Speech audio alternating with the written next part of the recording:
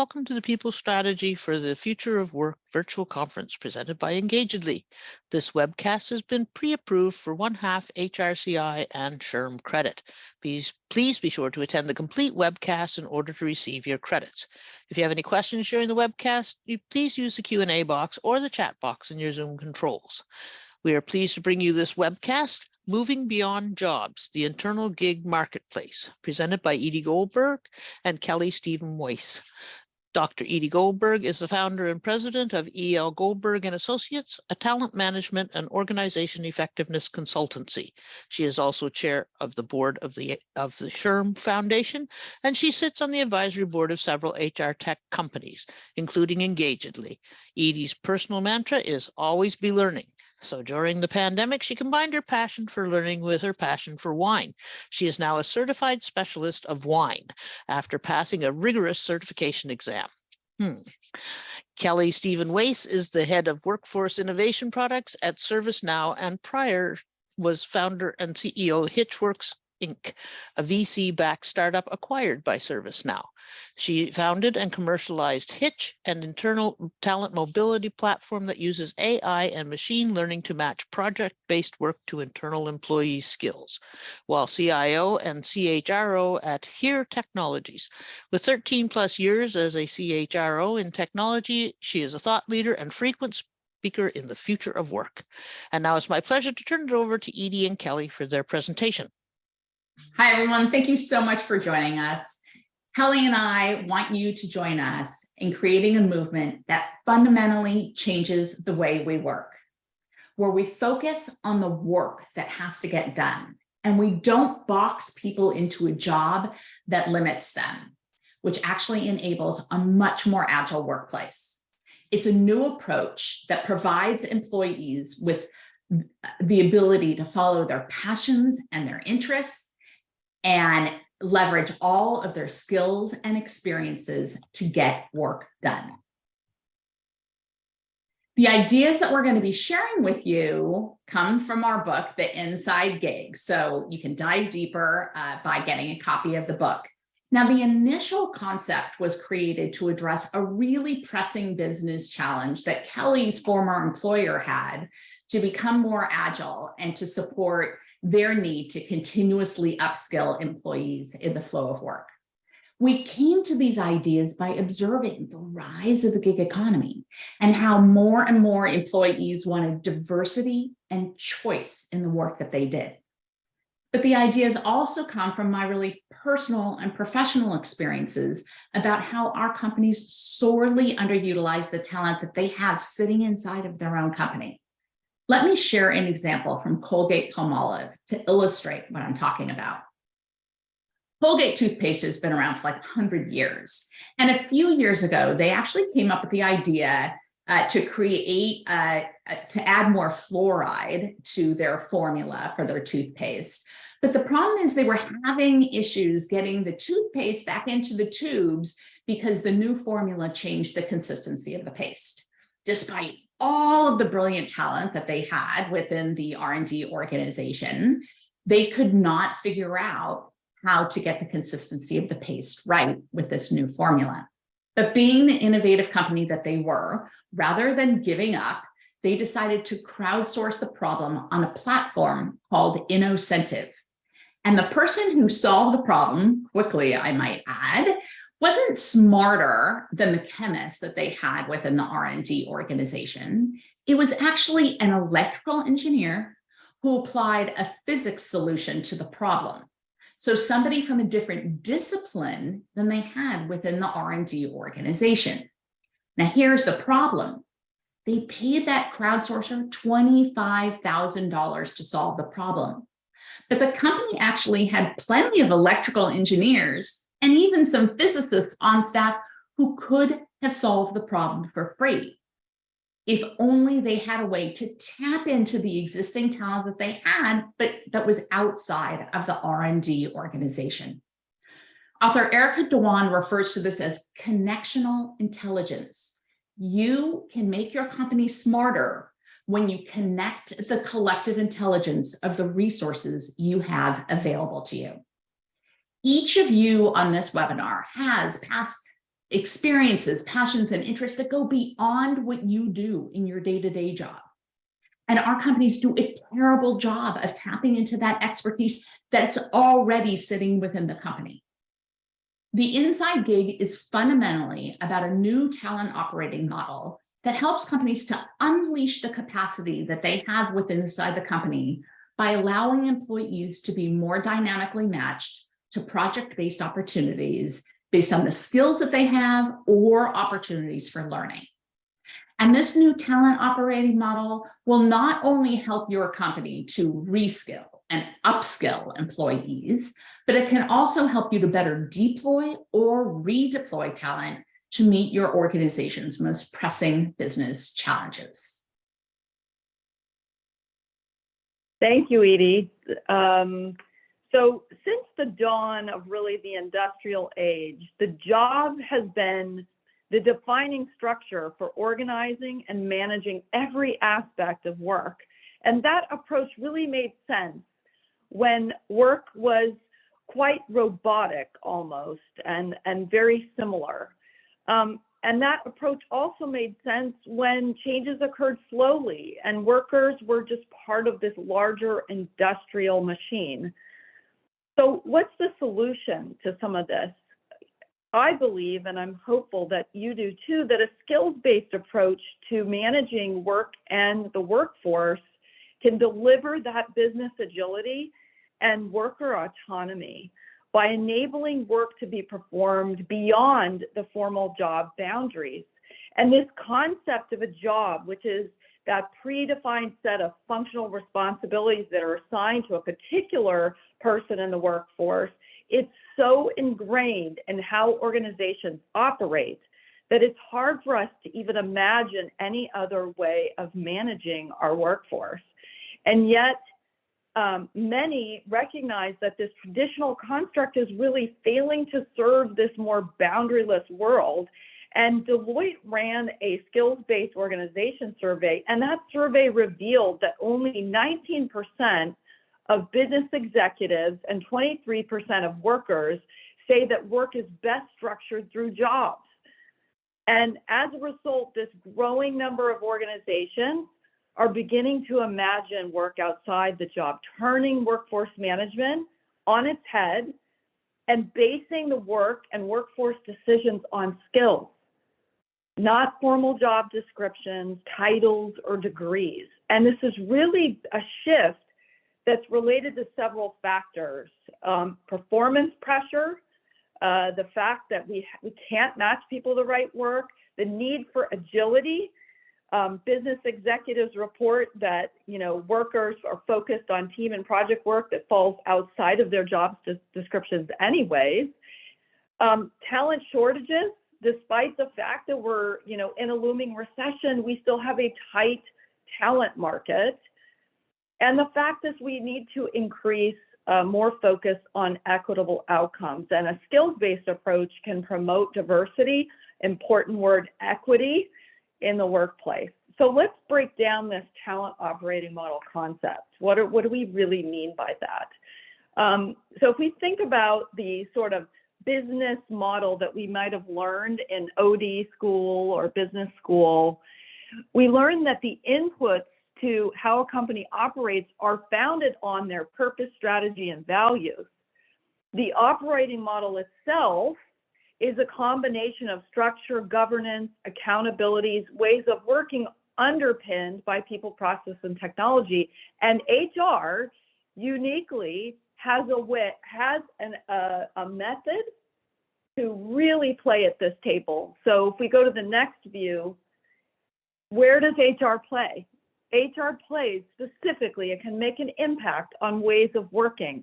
And it's not just technology, that's not just the answer, it's not just process, and it's not just about people's capabilities, but the interwoven, connected strategies between all of these things.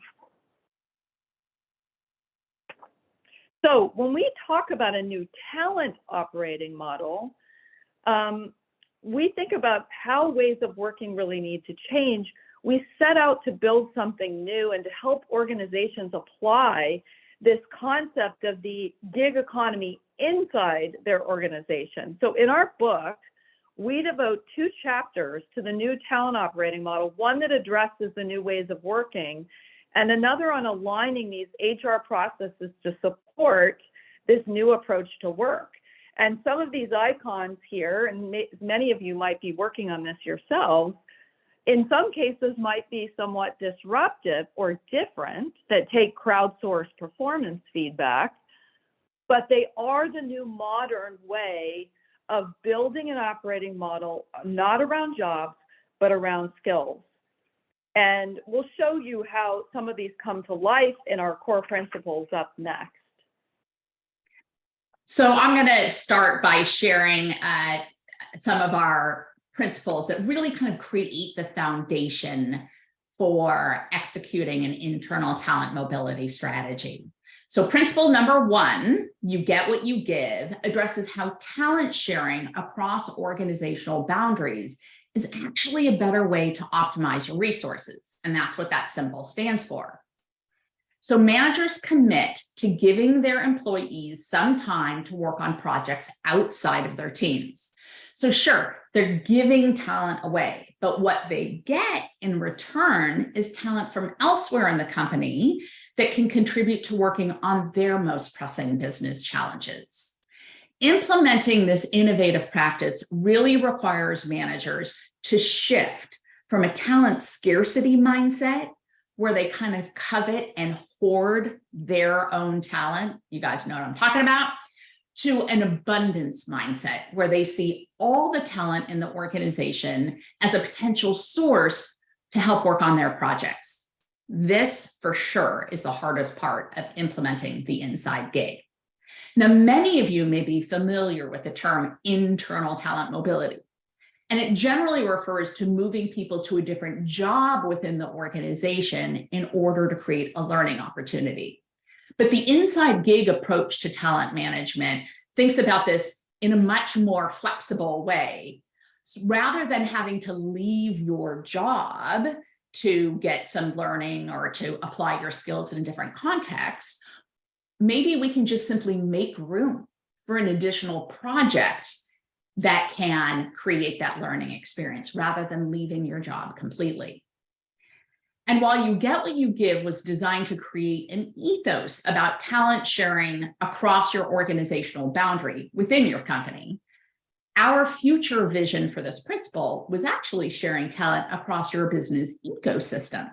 And it is amazing how a global pandemic can accelerate the future of work. So let me first give you 2 quick examples of what internal talent mobility looks like and how it really helps with the agility of an organization. During the pandemic, Bank of America had to stand up a completely new loan department, the PPP, the Payment Protection Act loan department, where the government gave people loans for keeping on their employees. Now, previously, to work in the loan department, you had to have loan experience, but all of a sudden what happened was all their branches shut down and all those employees had to get furloughed because there was nothing for them to do. And now the company had to staff up this entirely new loan department out of thin air, but they had all these resources sitting on the sidelines. So they quickly upskilled those people and put them in the loan department. It was a huge win-win. Employees were really excited. They were able to execute on what they needed to do. GM and Ford, they make cars, right? Well, during the pandemic, they shifted engineers and factory workers from making cars to making ventilators to meet a pressing business, a societal challenge, really. Now, the ecosystem talent sharing is really interesting. And in our book, we share a detailed example of how Disney and Siemens, the medical device company, work together to share talent across their organizational boundaries. You can read the book to get more on that.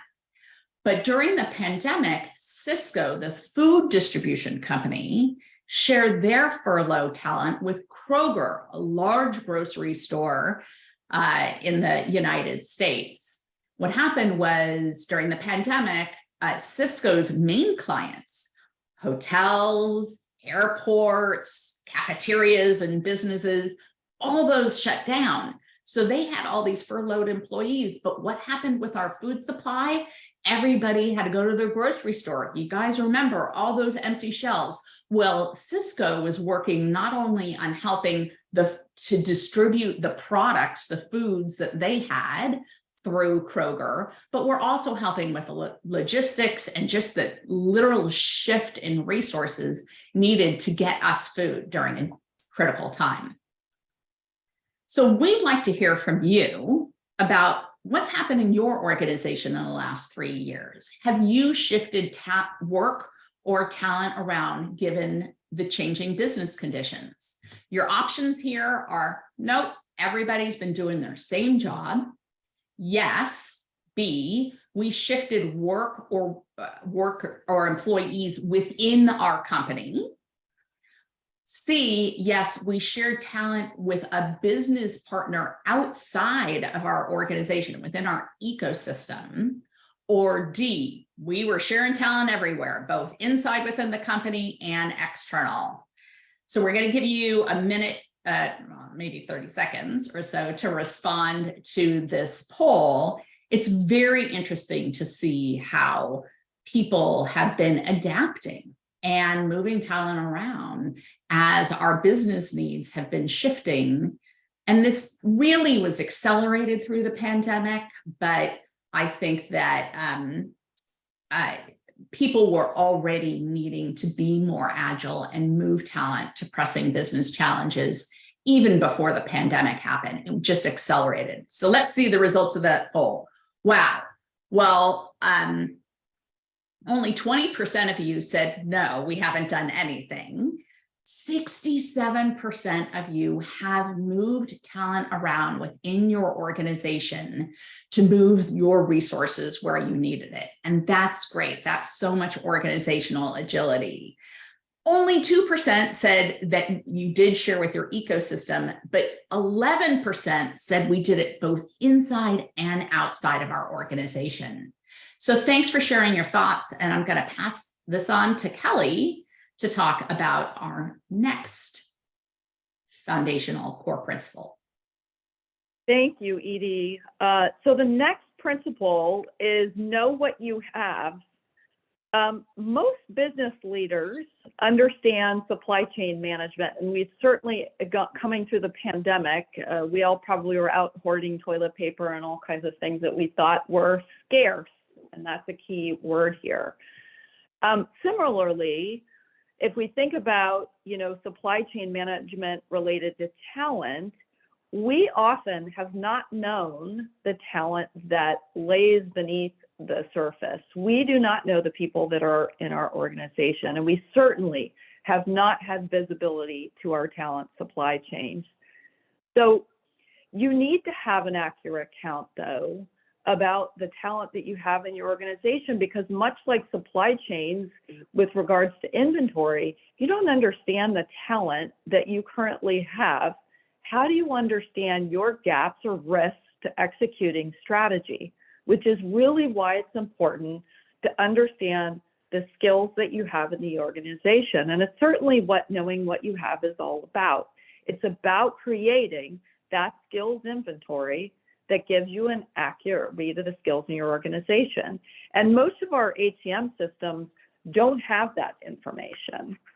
It's also about what AI and machine learning can help us do to enable greater talent mobility, leveraging that skills information. So when we first started studying early attempts at talent marketplaces, all the companies that we spoke with developed their own technology to support this way of working. So fast forward now 6 years or so, and now the market is being flooded with new internal talent marketplace solutions. So we refer to these talent platforms as equal opportunity platforms because now the opportunities are available in the organization and they're transparent. They're allowing people to bring their whole self to work and match people's skills to opportunities regardless of where they sit in the company or who they know. So when we talk about equal opportunity or being the equal opportunity platform, we are surfacing all the skills that are brought to the table, those that are demonstrated, declared, aspired, and inferred now in the flow of work, understanding who are the right people to do the work based on skills, not, again, their networks or who we know, because we often pick people like ourselves. So we find the new possibilities presented to us by leveraging AI, and it's very exciting. Well, in the past, we used to ask employees to do work. Now we have a way to digitally tap them on the shoulder and make that come to a reality. So what's even more exciting is about that inference in the flow of work, which allows people to move from being hidden figures to being visible, accessible, and to allow their contributions to be that much greater. So I think that as you all think about knowing what you have and how to move these people around, what do you have that will help you leverage what's out there in terms of technology to make that a reality? Really cool. Thanks, Kelly. Now, we all know that employees want opportunities to learn and grow. In fact, 42% of employees say that they'd leave their company if they're not learning fast enough. But 93% of employees say they would stay longer if their company invested in their career development. And given that the half-life of skills is only 5 years at best, employees need to be continuously learning. So principle number 3 is about creating a learning organization. And here you see 3 of those icons from that new talent operating model. The first one represents the fact that at the very core of our new ways of working are new leadership behaviors and a culture that actually values personal growth opportunities and the idea that we need to be always learning.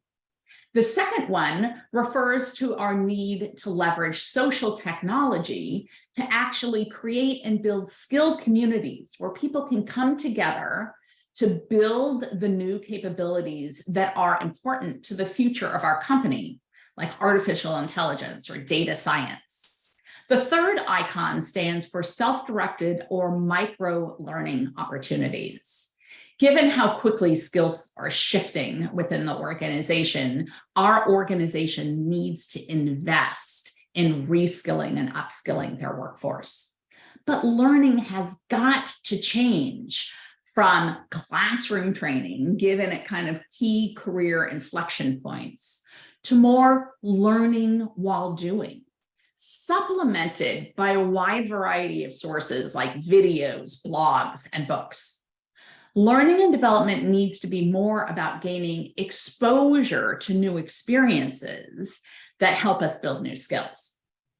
So let me take an example from Cisco Systems, the other Cisco company, to bring this concept to life. Now, Cisco a few years ago transformed their business model, and they moved away from their core focus on server technology to a new focus on cloud-based technologies and the Internet of Things. They knew that by doing this, they would have to reskill a large portion of their workforce. Now, to do that, Cisco created an internal opportunity platforms where people could opt into small project-based opportunities where they would gain exposure to Internet of Things projects. And while employees at Cisco did have to opt into these assignments on top of their day job, they knew that by doing so, they would be building new skills that would make them more employable once the organization made this complete transformation. Internal talent mobility facilitates connecting employees to micro learning opportunities. And we know that companies that build a learning organization will have a talent strategy advantage. They'll be more likely to attract, engage, and retain talent. Now, historically, employers have held all the power and control in the employment relationship. The democratization of work refers to a shift in this power and control to be on more equal footing, because with technology and the current skills shortages, employees have more choice. We see that with the rise of the gig economy. More people want choice of what work they do and where they do it. Today's technology can help us to democratize a work experience by using artificial intelligence to match individual skills to the skills needed on projects. And that equalizes the opportunity for everyone. So going back to that Cisco example, their employees were able to access this internal opportunity platform, and they were able to search for short-term project opportunities, what Kelly and I call inside gigs, that would be of interest to them. And then they had the power to choose which projects, if any, they wanted to work on. Our approach that marries this concept of the democratization of work with you get what you give allows for the possibility of breaking work or jobs into projects and then optimizing the use of talent by matching people's skills to the work that's available. Then we can move project-based work around in the organization for people to work at their optimum value rather than simply adding on a project that will create a learning opportunity. This is one of the fundamental differences between our talent operating model and how most companies who have implemented a talent marketplace solution have done it primarily just for development purposes. When we break our work into projects, we're able to identify those projects where we bring our best selves to work and those projects that we struggle with because they're not really our skill set. So we come to, yeah, thank you, Edie. We come to one of our last principles. We have two more left, so bear with it, which is creating an agile organization. And as Edie was talking about, this operating model has benefits for employees, but also for companies, and an enormous amount of business outcomes. And despite all the technological advancements we've had, certainly as we have entered the fourth industrial revolution, we've been unable to positively influence that workplace productivity. It is a time for companies in every industry to fundamentally reimagine this approach. The inside gig talent operating model that we talked about relies on us shifting from those traditional hierarchies and structures to a much more nimbler based structure that can form, expand, contract in response to changing customer demands and certainly business dynamics. We've seen a lot of business dynamics changing in front of us over the last 2 to 3 years. So if you take an example, let's say of a biotech industry, they form a new product development team to take a molecule through the drug development process. And they do this to develop a vaccine or treatment. And that team grows or shrinks based upon the skills that they need to phase in. And when the drug is made into a product, that team then disbands. And what's important to note here is that employees on product development teams can still maintain their home-based jobs while being able to contribute a specific skill set needed at the time for that project. And the growing complexity of work today is better suited to this type of work that can be done by interdisciplinary teams. Now let's talk about busting functional silos, because that's a one we violate all the time. We create silos in organizations. And this is an important one to keep in mind culturally, is that organizational structures have always been tied to the goals of increasing operational efficiency, but today's silos often are getting in the way of operating effectively and efficiently. So you should be leading the charge of evaluating the ROI of your existing structures and determining if change isn't necessary. So we don't want to limit people to making these kinds of changes. So imagine what can happen if your organizations implement this operating model. So if we go to the next slide really quickly, you actually can end up optimizing your talent. You can improve organizational productivity. You can increase the access to personalized learning and create an experience for employees that they're seeking to actually engage in the organization, be connected, and contribute. And this is all by dynamically matching people based on their skills, not these static boxes called jobs. But everything starts, right? Every journey starts with small steps. And this is just hopefully a quick overview of some of the things that you can do to really bring the inside gig to reality. So we wanted to leave some time to ask some questions, and I see some questions that have come up in the chat. Jacqueline, you want to tee something up for us? Yes, thank you so much. That was a wonderful presentation. We do have 5 minutes left, so let's get to a couple of these. One of the first questions comes from Liz. How do you start to shift the mindset of leaders to be more open-minded to talent sharing versus talent hoarding? So I'm going to start. I'm going to let Kelley add to it. You know, I think what you need to really demonstrate the value of this to a manager. So giving them examples of how they actually can get access to the skills that they have, that they need, but don't have on their team. So every manager that I know of has some project on the back burner because they either don't have the skills on their team to do it or the capacity to execute against it.